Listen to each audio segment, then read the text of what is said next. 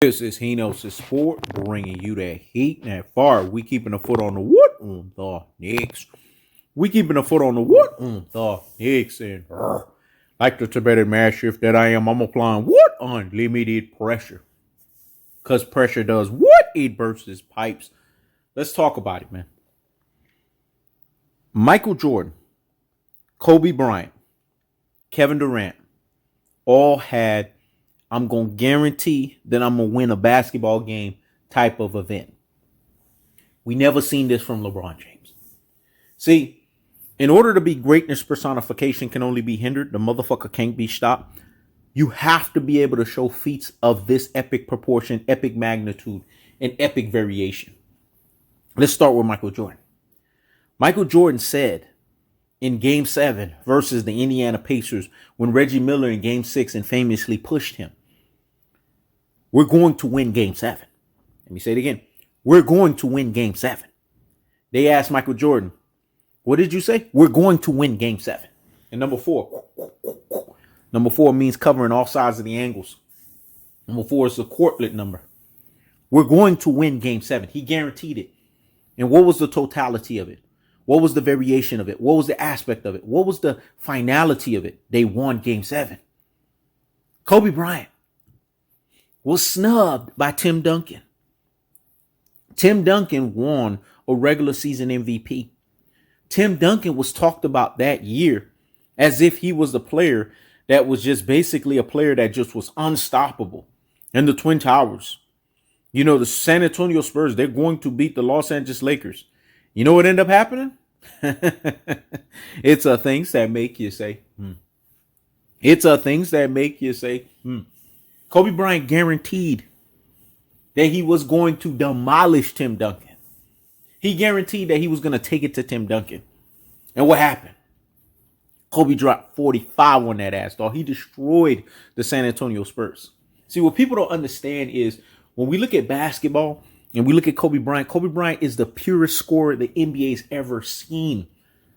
And not only that, if you want to add the Hino's Sport originals to it, the fastest scorer the NBA's ever seen, the highest degree of difficulty score the NBA's ever seen. So when you add that conglomerate that's associated with Kobe being Bryant, you have nothing else but to say greatness personification can only be hindered. The motherfucker can't be stopped.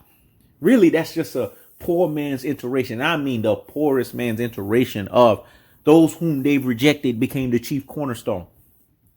MJ guaranteed and delivered. Kobe Bean Bryant guaranteed and delivered. Now we go to Kevin Durant.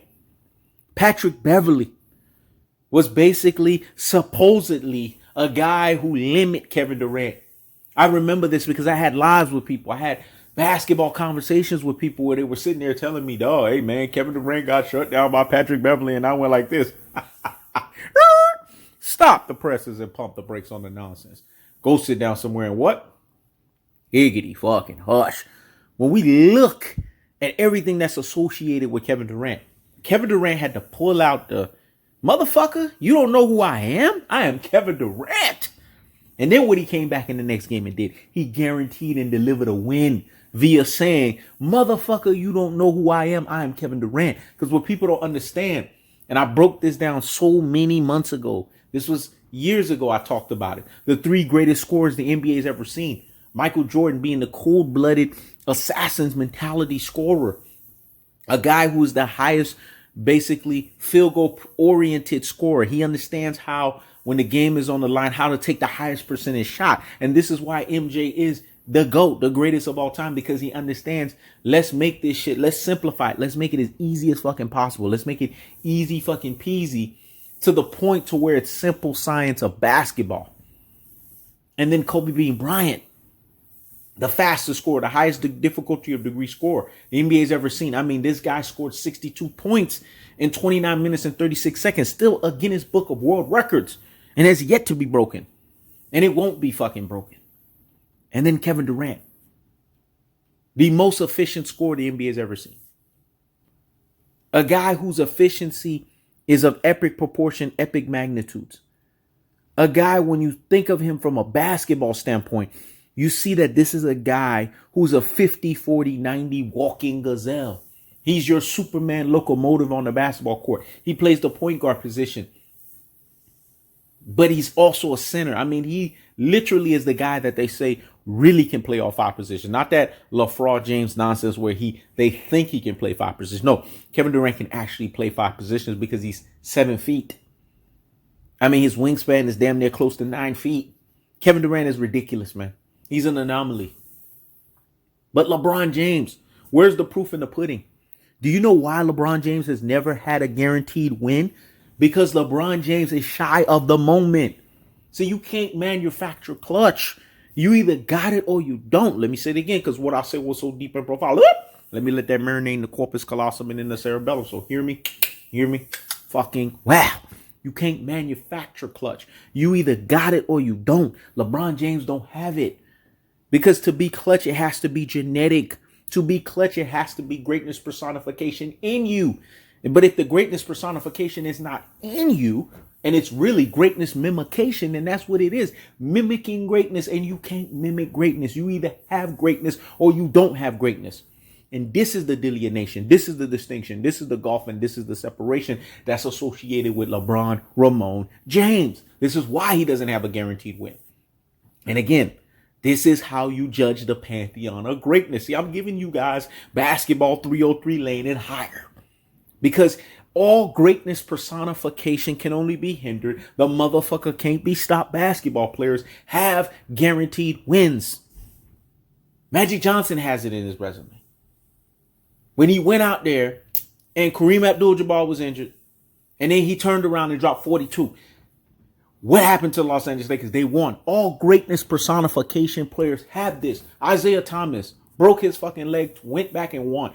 In order for you to be a greatness personification can only be hindered. The motherfucker can't be stopped. You got to have a guaranteed win on your column. LeBron doesn't have that. LeBron's hearts can never bring that. Because every time LeBron has won, it has been bleachers moments. It has been every other safety blanket or love safety blanket, as we're contextualizing it, that has done this for LeBron James. That's the cold-hearted. That's the unadulterated. That's the cutthroat true tell of fashion. So when we sit here and look at the delineation, the distinction, the golf, and the separation, Michael Jordan has, we're going to win in Game 7. Kobe Bryant has a 45-point, we're destroying the San Antonio Spurs. Kevin Durant has, motherfucker, you don't know who I am? But what does LeBron Ramon James have? You know what he has? It's called Lefraud James. It's called La Collusion. It's called Guffafo, greatest finals failure of all time. It's called greatest of all trolls. It's called Mickey Mouse. It's called fraudulent fluky on the spot. It's called least path of resistance. You know what it's called? It's called a virtual reality, because when you take off your virtual reality goggles, like the movie Ready Player One, and you got to put that motherfucker back, guess what? You got to come back to reality. This is what LeBron Ramon James's career is. 4 out of 10 abysmal 40% NBA Finals averager and performer. So what's not cold-hearted about that? What's not unadulterated about that? And what's not the cutthroat true tell of fashion that's associated with that? So again, when we look at LeBron James, we have to ask ourselves this question. Does he cut the mustard? Does he check off all the marks?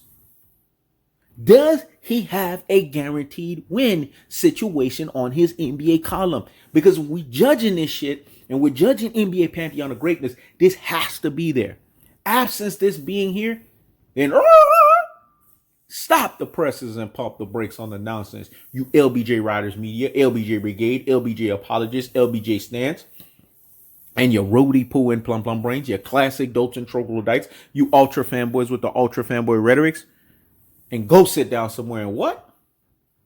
Higgity fucking hush. I keeps the foot on the what? On the Knicks. I keeps the foot on the what? On the Knicks. This is He Knows the Sport. Check it out.